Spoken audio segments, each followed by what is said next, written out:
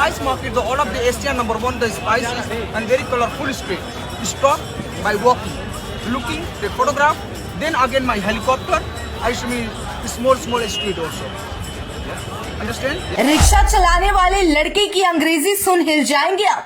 फर्राटेदार अंग्रेजी से विदेशी ग्राहकों को भी कर दिया हैरान। बिना पढ़े लिखे होने के बावजूद निकला अंग्रेजी का बाप।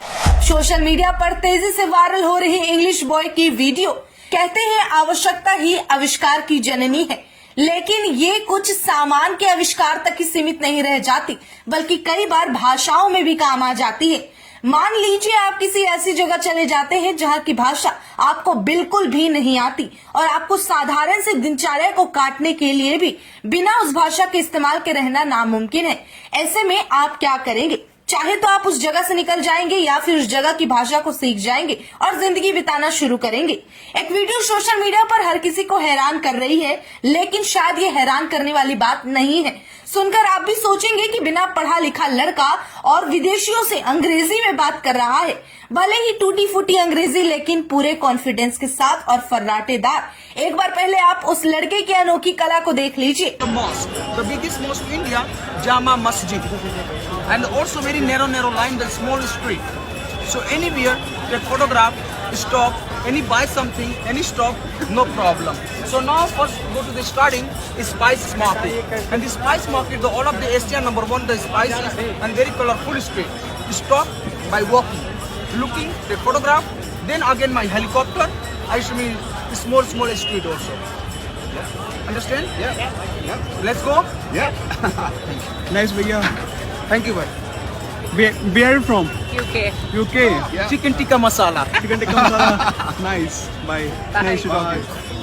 जानकारी के लिए बता दें, ये वीडियो चांदनी चौक का है। देश भर में कई हजार की भीड़ में विदेशी लाल किला या चांदनी चौक घूमने दिल्ली आते हैं।